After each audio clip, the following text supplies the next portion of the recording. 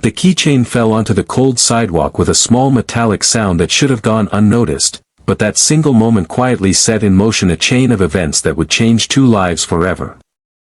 On a gray morning in downtown Minneapolis, as hurried footsteps rushed past and the city breathed its usual indifference, one small act of honesty stood against the noise of the world. She picked it up without knowing why it mattered, without knowing whose life was tied to it, and without knowing that kindness, when given freely, always finds its way back multiplied. Before the story unfolds any further, if you believe that kindness still exists in this world, that second chances can change destinies, and that small actions can carry life-altering power, please take a moment to like this video, share it with someone who needs hope, leave a comment, and subscribe to the channel to support stories that remind us what humanity still looks like. Sarah Whitmore lived a quiet life shaped by loss and responsibility. At 28, she balanced two part-time jobs in Minneapolis while caring for her aging mother, whose health had declined after years of factory work. Sarah's dreams had been set aside long ago, folded neatly into the corners of her heart where survival took priority over ambition.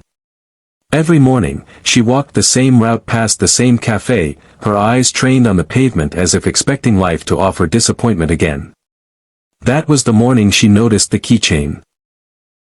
It was simple but worn, holding a small photo of a little boy smiling widely, his arm wrapped around a man whose eyes held exhaustion and love in equal measure. Something about that image stopped her. It felt personal, heavy with meaning, like a memory someone would ache to lose. Sarah waited. She stood there longer than she could afford, watching faces pass, hoping someone would turn back with panic written across their expression.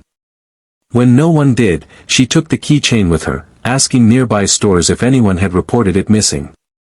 Hours passed. Her shift was late. Her phone buzzed with reminders of unpaid bills. Still, she refused to give up. That evening, she returned to the sidewalk, unsure why she felt so strongly about returning something that didn't belong to her. Eventually, a man appeared, scanning the ground with frantic eyes, his posture tense as if the world had already taken too much from him. Sarah approached him, her voice steady despite her racing heart, and handed him the keychain. She refused the cash he offered, shook her head, and simply walked away, believing she had done what was right and nothing more. Michael Carter stood frozen long after she disappeared into the crowd. To the world, he was the CEO of a rapidly expanding logistics company, a self-made millionaire praised in business magazines and admired in boardrooms.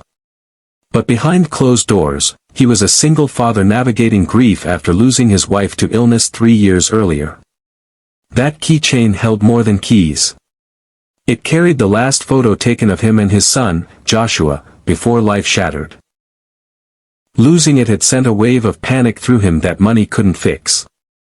Watching Sarah walk away without asking for anything unsettled him more than any business deal ever had. Days passed, but Michael couldn't forget her. He asked his assistant to quietly locate her through the nearby businesses. When he found her, he didn't approach as a CEO or a millionaire. He observed from a distance, noticing the tired slump of her shoulders, the way she counted coins before buying groceries, the gentleness with which she spoke to her mother at the bus stop. Her life was clearly not easy, yet she had given kindness without hesitation. Michael reached out through a local foundation his company funded, offering Sarah a scholarship for a healthcare certification program, one she had once dreamed of but abandoned due to cost. He arranged it anonymously, not wanting gratitude, only balance restored. When Sarah received the letter, she cried alone in her small apartment, overwhelmed by a chance she thought the world had denied her. She never connected it to the keychain. She simply believed, for the first time in years, that life had noticed her. Months later, at a community fundraising event in St. Paul, their paths crossed again. Sarah was volunteering, newly confident, her eyes brighter with purpose. Michael recognized her instantly. This time, he introduced himself fully, not with titles, but with honesty. He told her about his son, about the keychain, about how her act had reminded him that the world was still safe enough for a child to grow up kind. Sarah listened, stunned, realizing the weight of what she had unknowingly returned. She had not saved a wealthy man's inconvenience. She had returned a piece of someone's heart. Their connection grew slowly, grounded not in status or gratitude, but in shared understanding. Sarah continued her studies, eventually securing a stable job. Michael found himself healing, learning how to be present not just as a provider, but as a father.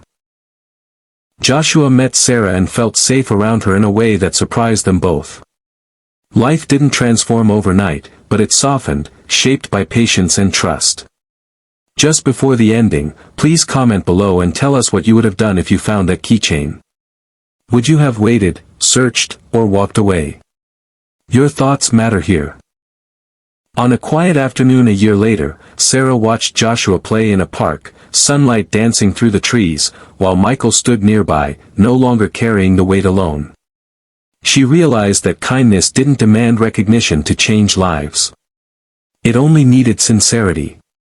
And Michael understood that wealth could build companies, but compassion built families.